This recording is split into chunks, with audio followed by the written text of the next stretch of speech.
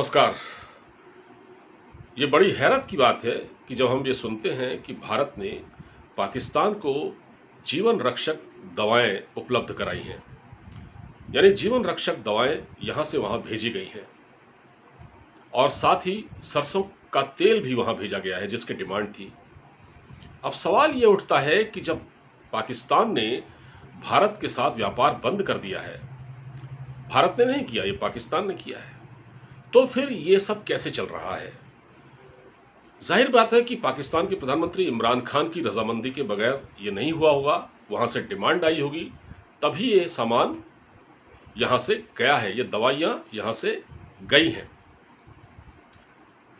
तो ये कैसे हुआ? मैं देश के प्रधानमंत्री जी से, अपनी सरकार से ये सवाल पूछना चाहता हूं कि ये सब कैसे चल रहा है। एक तरफ तो हम इतने आक्रामक हैं कि हम गिलगिट बाल्टिस्तान को अपने यहाँ मिलाना चाहते हैं क्योंकि वो भारत का ही हिस्सा है।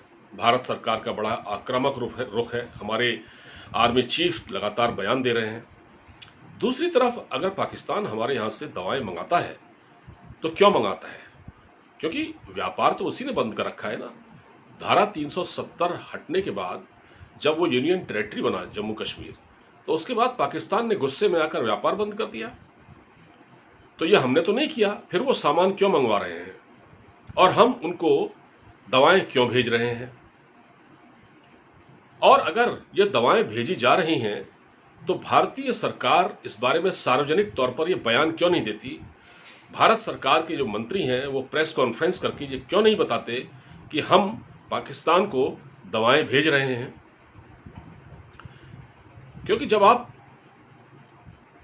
अमेरिका को हाइड्रोक्सी क्लोरोक्विन भेजते हैं और बाकी देशों को, ब्राजील जैसे देशों को, इजराइल जैसे देशों को आप भेजते हैं, तो आप दुनिया भर को बताते हैं कि हमने इन देशों को ये दवा सप्लाई की है, हाइड्रोक्सी क्लोरोक्विन, जो कि कोरोना में कामयाब दवाई है। तो फिर जब पाकिस्तान के साथ ये दवाएं, पाकिस्तान जब मांगता है दवाएं और हम भेजते हैं, तो हम अपने मीडिया को ये क्यों नहीं बताते? खुले तौर पर हम इसका प्रोपेगेंडा क्यों नहीं करते? हमको इसका प्रोपेगेंडा करने में क्या दिक्कत है? ये चोरी छिपे क्यों चल रहा है? ये सब हमारी सरकार को ये बताना नहीं चाहिए क्या? एक बात।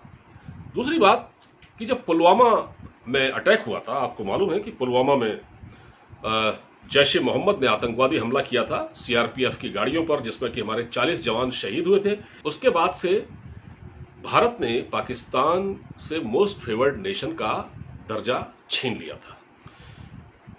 मोस्ट फेवर्ड नेशन का दर्जा यह होता है कि वो देश, अगर कोई भी देश अपने यहाँ हमसे व्यापार करना चाहता है तो वो अपने वहाँ माहौल में अपना एक माहौल अच्छा रखता है अपने देश में और सुविधाएं उपलब्ध कराता है और किसी तरह की कोई दिक्कत नहीं आती। तो जो भारत ने 1996 में मोस्ट फेवर्ड नेशन का दर्जा पाकिस्तान को दिया था, भारत ने पुलवामा में जब अटैक हुआ उसके बाद उसे छीन लिया। ठीक किया, इसको छीने जाने की जरूरत थी। और उसके बाद जब धारा 370 को हटाया गया और जम्मू कश्मीर को यूनियन टेरिटरी बनाया गया, उसके बाद पाकिस्तान ने हर तरह के व्यापारिक संबंध हमसे खत्म कर दिए। तो फिर सवाल ये उठता है कि अब पाकिस्तान किस मुंह से हमसे जीवन रक्षक दवाएं मांगता है? और आज भी हमको मालूम है कि अभी जब कोरोना शुरू हुआ था, उसके बाद कुछ पाकिस्तानी यहाँ जो इलाज कराने आए थे, जो हेल्थ वीज़ा लेकर आए थे भारत, उनकी संख्या मुझे एग्जैक्टली नहीं मालूम, लेकिन वो कोरोना के बाद ही उस दौरान उनको यहाँ से भेजा गया। वो भी यहाँ इलाज कराने आते हैं, तो हम उनका यहाँ इलाज भी करवाते हैं, उनको वीज़ा भी देते हैं, हम उनके लिए जीवन रक्षक दवाएं भी भेजते हैं और वो हमारे जवानों को और हमारे फौज के अफसरों को, उनके आतंकवादी गोलियां मारते हैं, शहीद करते हैं, और पाकिस्तान अपनी हरकतों से बाज नहीं आ रहा है। तो फिर हम ये किस तरह का जेस्चर दिखा रहे हैं? हम उनको ये दवाएं क्यों सप्लाई करते हैं? क्या पाकिस्तान, और वो भी दूसरी बात ये है कि मैं आपको बताता हूं कि ये दवाएं भारत से बहुत सस्ते रेट में जाती हैं। अगर ये दवाएं पाकिस्तान जर्मनी या फ्रांस से खरीदेगा तो वो बहुत महंगी पड़ती हैं। और देखिए, वहां भी ये हुआ है कि उन दवाओं को लेकर भी घोटाला हो गया है। पाकिस्तान में भी जो दवाएं यहां से दी गई उसमें भी 20 करोड़ का 20 करोड़ का घोटाला हुआ है, और वो जो दवा यहाँ से 5 रुपए की जिसकी कीमत हो सकती है वो वहाँ पर 25 रुपए में बिक रही है। पाकिस्तान तो ऐसा देश है जहाँ अनाप शनाप टैक्स लगाकर उन दवाओं को महंगे से महंगा बेचा जा रहा है और ज़रूरतमंदों को दवाएं नसीब नहीं हो रही हैं। खैर छोड़िए, लेकिन सवाल ये है कि हम क्यों ये इतना जो हम दरिया दिली क्यों दिखा रहे हैं भाई। एक तरफ हम जो है सीमा पर इतना तनाव है हमारी सीमा पर, और हमारे सैनिक शहीद हो रहे हैं आए दिन, और फिर ये कौन सा है, किस बैक चैनल से ये बातचीत होती है और ये क्यों दवाएं भेजी जा रही हैं। मैं तो ये जानना चाहता हूँ। मैं अपने प्रधानमंत्री नरेंद्र मोदी और अपनी सरकार से ये सवाल ज़रूर पूछता हूँ कि ये सब करने की क्या ज़रूरत है।